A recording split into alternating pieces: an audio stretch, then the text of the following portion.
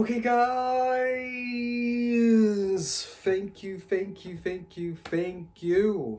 joining us yet again. Lesson number 13, absolutely amazingly well done. Thank you. Quick recap of the lesson number 12. We were talking about internalizing your validation point. Your validation point, symbolized by the golden VP heart, is the belief system that allows you to derive the value of self-worth, self-esteem, the how much do you believe yourself to be valuable physically, mentally, spiritually / superconsciously if you are a humanist. We were talking about the fact that if you have externalized validation point, and of course it is a spectrum, it is externalized, it's internalized, it's always in between, and the battle just keeps going on. The battle between yourself and between the peer group, the public opinion, the people who surround you. And they are not necessarily the bad people. People with externalized validation point will try to externalize your validation point because they perceive reality through their bosses' base operating system scripts. So the people who have externalized validation point derive value from other people's perceptions, their scripts, their opinions, their BSs, their belief systems. People with the internalized validation point safeguard their attitude. They can choose to believe that all humans are very valuable and opinions are to be respected. However, they are the ones who are the ultimate authority when it comes to predetermining what is your value, how valuable do you believe yourself to be. So the name of the game is to keep your validation point as close to your heart as possible. You want to keep it internalized, IVP, internalized validation point, because then it's within your discretion how you choose to perceive yourself, and you want to max it out as much as you can. And we were talking about that, maximizing your validation point, choosing to believe that you are priceless, whether you are humanist, religionist, or metaphysicist, is possible. And we were talking about the different belief systems that allow you to max out your validation point, and we were talking about that your maxed out validation point is not exclusive towards other people's maxed out validation point. Far from it. If you are aligned, if you are in a state of cohesion with the greatest amount of people, the trust index, second index of your why, then far from this being some sort of impediment, it's actually an invitation, it's a permission slip, it's another belief system that if you choose to believe that you are priceless and you choose to believe that the entirety of the planet is priceless, then obviously each and every human being is priceless, because it's a lesson. And oftentimes those people will show up in your life, especially as you start to play your game of life to the max, when you start to physically, mentally, spiritually, socially, and financially, when you max out those metrics of performance, when you max out those key performance indicators, you shall find that more and more people will be attracted to your success, into your realm of immediate and not so immediate vicinity. And oftentimes you will meet those people only once in your lifetime. So every single human being is a priceless, because it's a permission slip, it's a lesson. Should I go towards higher up on my happiness index, or shall I learn what not to do, how to avoid collapsing on my happiness index? So each and every human being is a lesson, each and every human being is a priceless individual, just like you are, if you choose to believe this is indeed the case. So that was the externalized validation point, which brings us very neatly to the lesson number 13, lucky number 13. And once again, amazing congratulations that you are being so persistent in your following your highest excitement, in following those lessons, and obviously applying those lessons. Hopefully, fingers crossed. If not, relax. It's all in good time. Don't pressurize yourself. You're moving as fast or as slow as you choose to believe it's necessary for you. So the lesson number 13 is one of the most important lessons. If unfortunately your validation points is ever so slightly externalized still, remember, it's a skill set and it's a battle. It will be up and down, it will be externalized and internalized throughout the rest of your life. But at least now you choose to believe that it's within your discretion to keep it as internalized, as maxed out as you choose to believe it's possible. But lesson number 13 is never give up, never surrender. The people who are highly mimetic, highly susceptible to other people's opinions, people with highly externalized validation point, are very prone to unfortunately collapse their happiness index. That's what depression is. It's the going into the fear-based consciousness mode, going into negativity bias.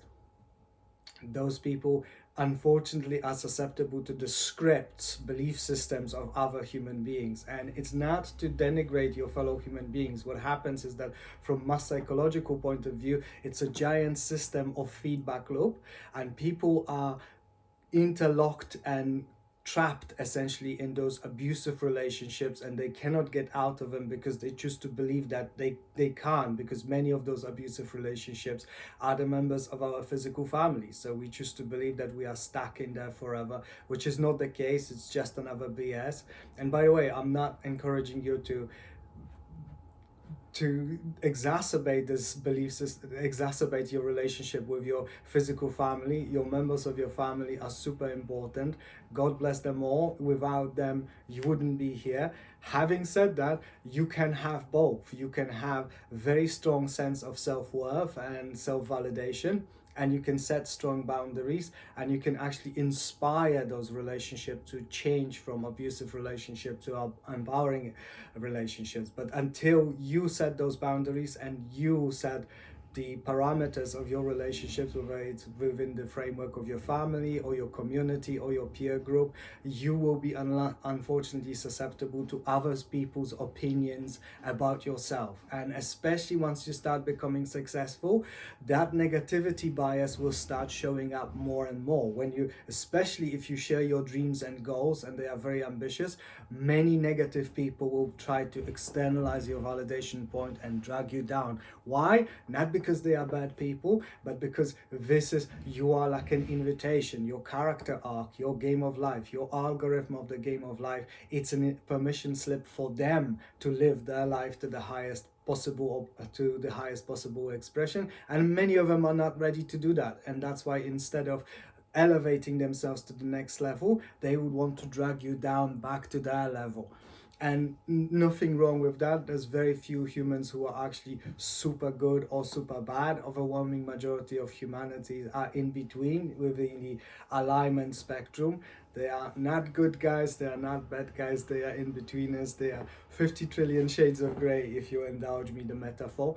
So it's not that there's something wrong with them or that they're inherently evil per se. It's just that they are stuck in abusive relationships within their peer groups. That's why they want you to be stuck, because like I've said in the before video, if you are struggling with abusive relationships, you are searching for the way out, but you don't know how to ask for help because many people haven't invested XP points into social skills. So they want you to help them, but they don't know how to ask for that help because they haven't developed the skill set.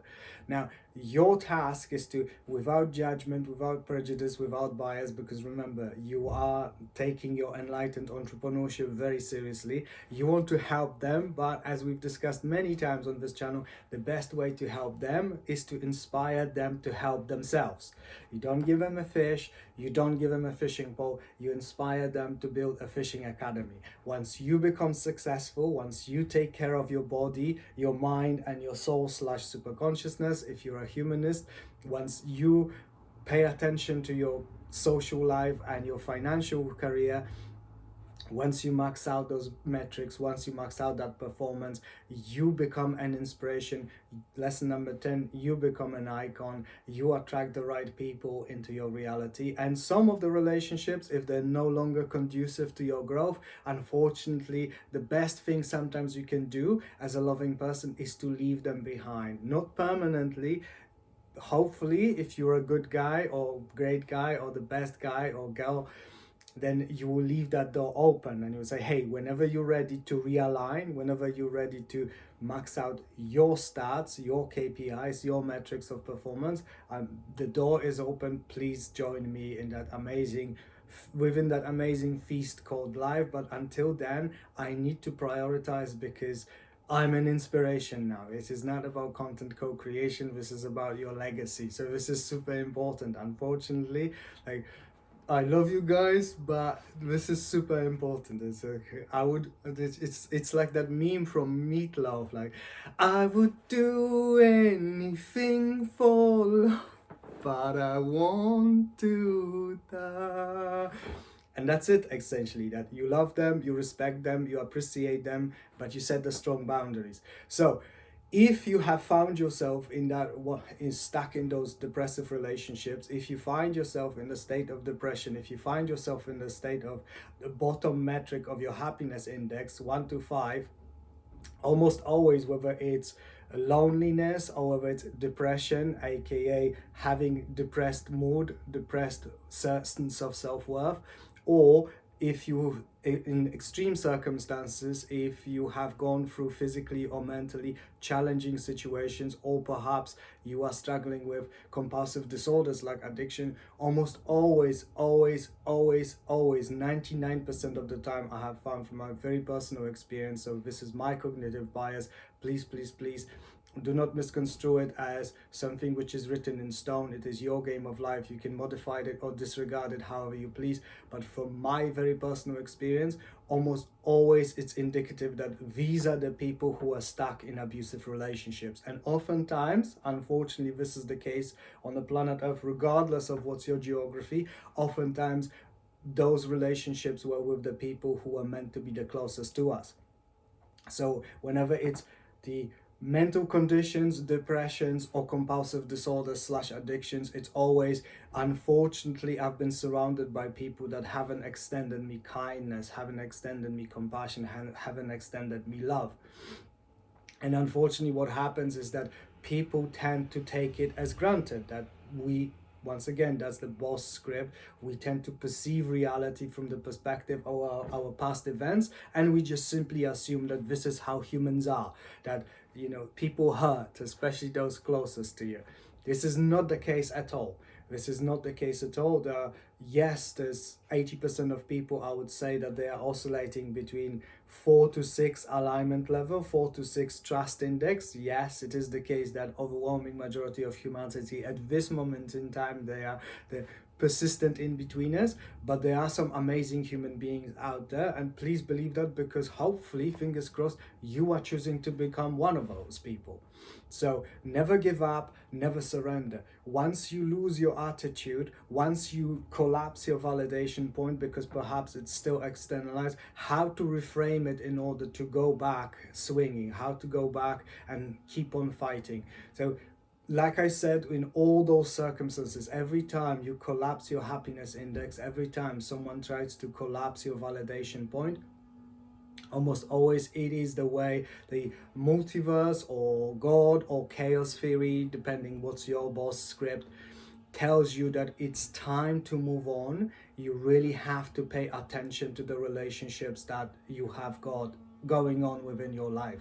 There's no such thing as depression. There's only abusive relationships. And there's different abusive relationship, and there's just, you know, the human systems are just so proliferated with abuse that it's just so common that it's systemic. So once again, it's about being non-judgmental, because judgmentalism will keep you where you are. It will keep you in the victimhood state. It will tell you that planet Earth is terrible, it's a prison planet, everywhere I look everyone is suffering, there's so much negativity. This is not the case. This is just your reality distortion field. This is just your focus. We will talk about reframing your focus very soon.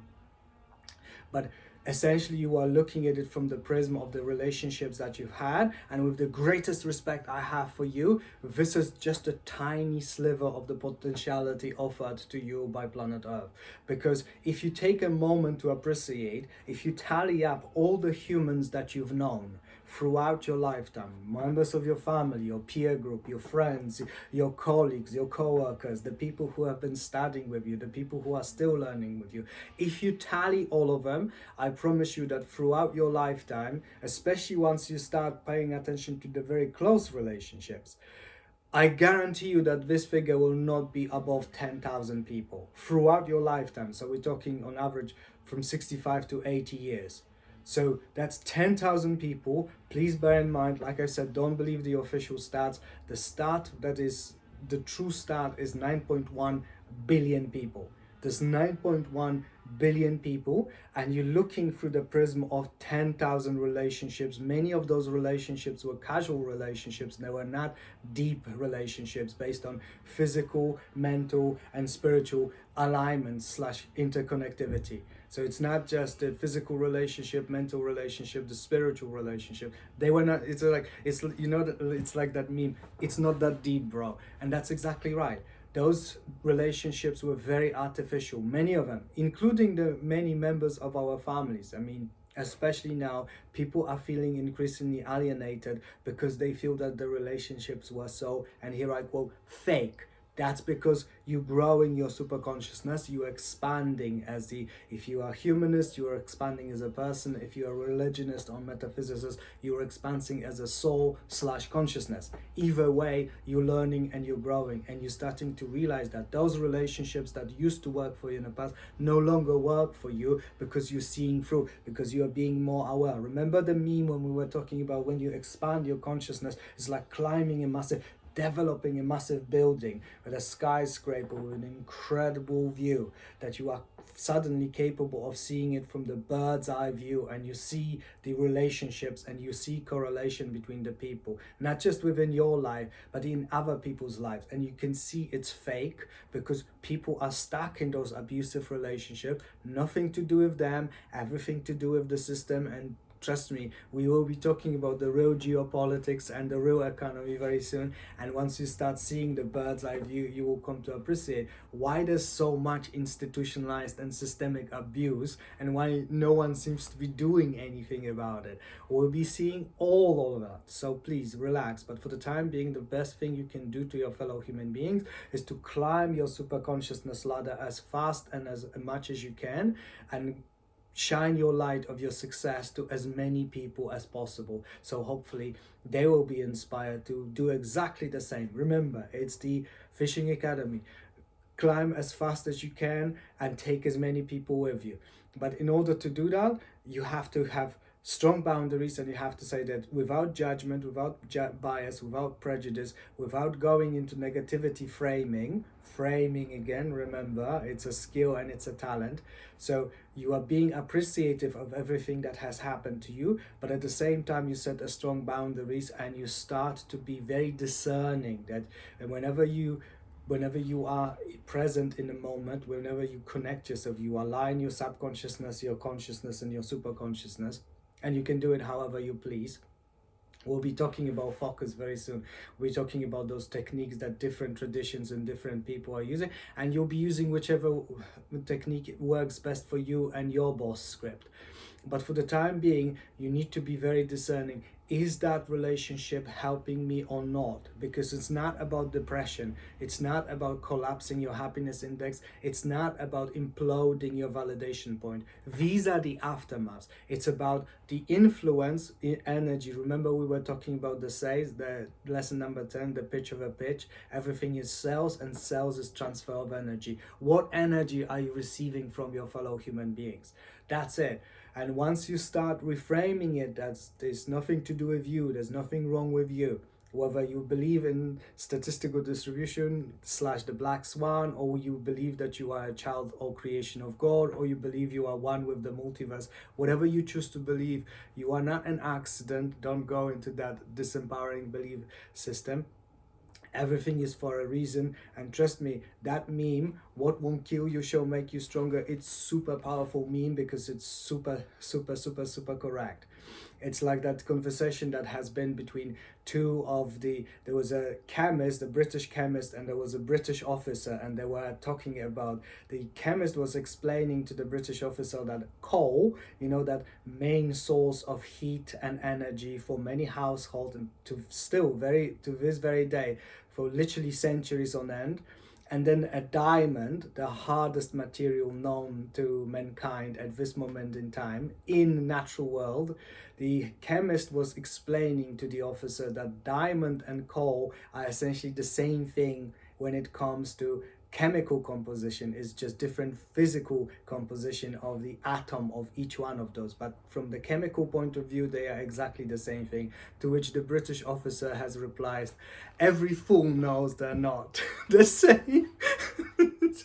So this is essentially it, that if you think if you are suffering because of abusive relationships or systemic abuse within the systems that you choose to believe that you are stuck in, you are being cold, which is subjected to heat and pressure. That's what happens with, that's how you transform coal into diamond, that they were deep underneath the crust of the earth, and they were under hundreds of thousands of tons, and they were subjected to do great heat. Sometimes they were close to molten lava. So that's how they have been created. So whenever you have the life challenge, whenever you have something that has collapsed your happiness indexes, you say, no, I cannot go anywhere. Heat and pressure. Remember, you're becoming a diamond, and all those challenges at this moment in time, as you're going through that challenging character arc, you will always frame it as, no, I cannot go on. But then you'll remember that every single time you have those amazing character arcs, whether they're the real situations or whether they are the false situations, aka the fantasy. They give you the specific example. We were talking about Alexander the Great, the man who has conquered much of the known civilized world before he turned 25. He almost died in the first battle, but he kept going. His life was saved by his friend at that time, one of the officers, which unfortunately then later on they have had a fallout, and I don't want to be negative, but he was essentially murdered because Alexander the Great at the end of his life was becoming very paranoid.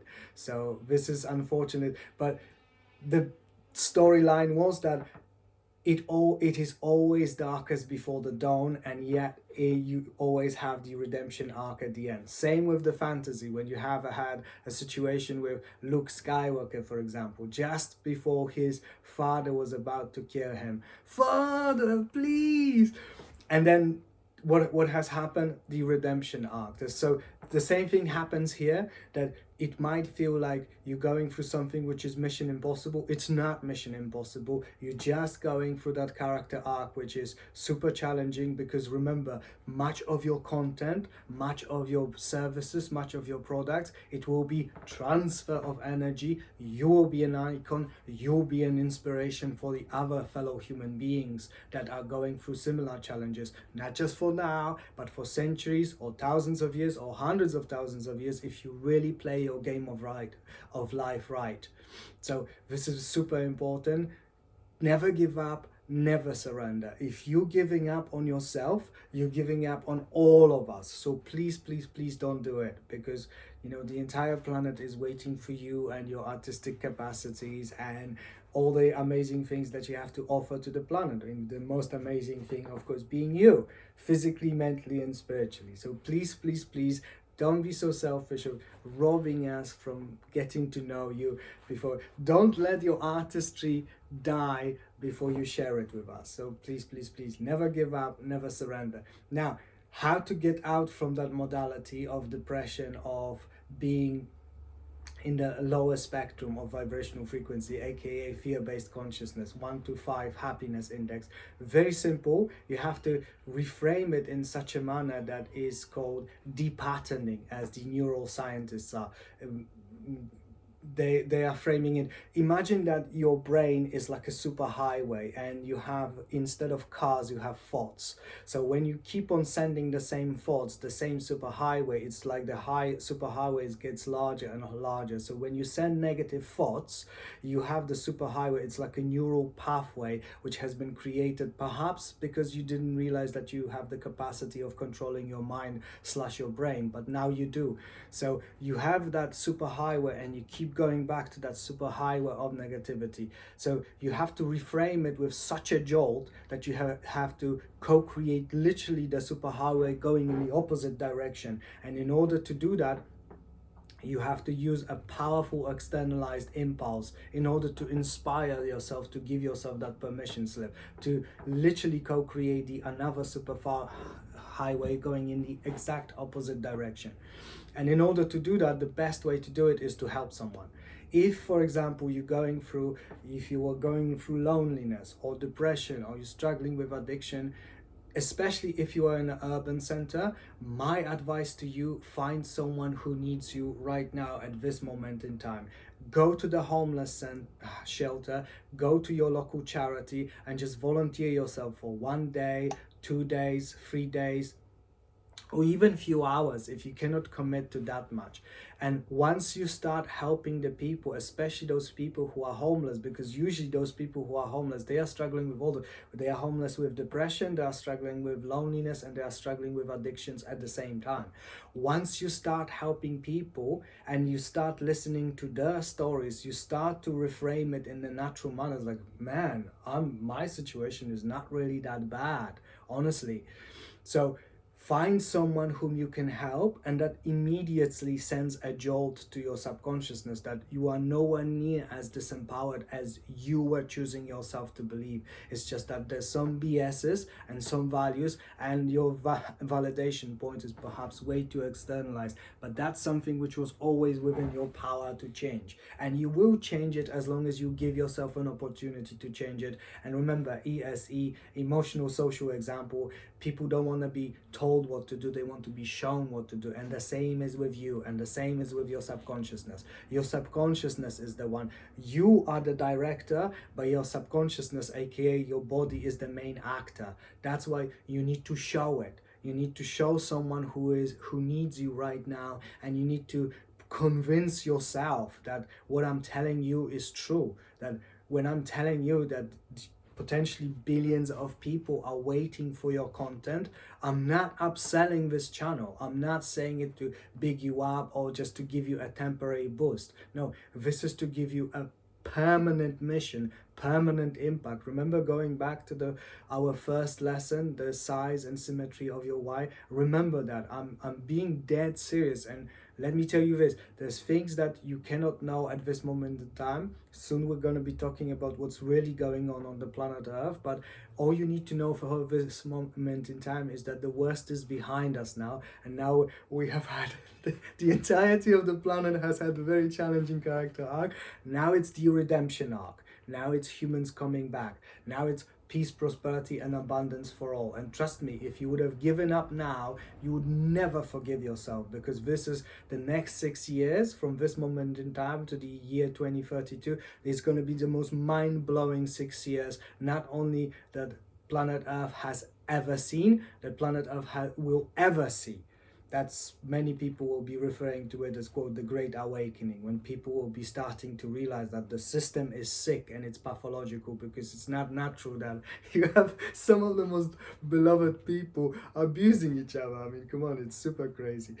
But that's, all in due time. For the time being, the most powerful way of reframing, the art of reframing, lesson 9, find someone who needs your help, help them. That immediately tells your subconsciousness, no, I have the power to change my life. I can. It's nowhere near as bad as I was reframing negatively to myself. No, JP is right. Like he said before, it's just a matter of knowledge, it's just a matter of skill set, it's just a matter of adaptability, but just a matter of humility, and the right people will follow suit. Once you start following the example of your icons, the right people will come to your reality, and if you align with the values, they will still stay in your reality. So no such thing as depression, no such thing as giving up. It's just that you're spending way too much time in your head, and you're spending way too much time with the people who are no longer of service to your highest goal and the greatest integrity, your greatest happiness and your greatest integrity. So please be very gentle, be very kind with yourself and everyone else, and be careful and pay attention to that. So this is it, guys. This is how you can reframe it in a powerful fashion. I'm gonna give you another meme. If you ever choose to you choose to decide to forget that, I'm gonna give you another one of those life cheat codes that you guys love so much, that will help you in the darkest of places that you might find yourself with. This is one of the most powerful memes available on the free market of ideas. That meme has been downloaded / developed depending which boss script you have, by one of the most powerful light workers. Light worker is that what metaphysicists and many enlightened entrepreneurs, they are not the good guys, they are the good guys, great guys, and the best guys. These are those people who are highly oriented towards service to others. High love, high compassion, no judgment, just love, gratitude, and appreciation to as many people as possible. So one of the greatest light workers on this planet was, of course, as you would probably know, was John Fitzgerald Kennedy. And I'm going to give you the reiteration of the meme, the very powerful meme that he was kind enough to share with humanity. See, this is the impact, this is the legacy, this is why you are important, just like JFK was super important. And remember, guys, the memes, many of you will be professional developers of memes. Memes are super powerful because memes are essentially the means of communications which are transcending boundaries of language, culture, and nationality. Memes are super powerful, and one of the first, we will be talking about troll ketting and other ways of making your content super viral, super fast. You don't worry about that. But for the time being, many of you will be professional developers of the meme. Doesn't matter if you sell physical products or services, or whether you are an investor, whatever you do, if you want to build a super large audience, you want to create super amazing memes. And memes are like Russian babushkas. You know, those little figurines, and you open one babushka and there's another babushka. That's what memes are, but they work other way around. That you have a meme and there's another bigger babushka that you realize that it's outside of that meme.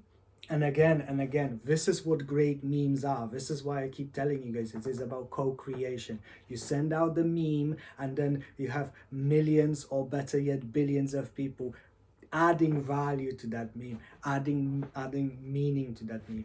So one of the most powerful memes for the 21st century will be the add-on to the meme downloaded / developed by JFK, super powerful human being.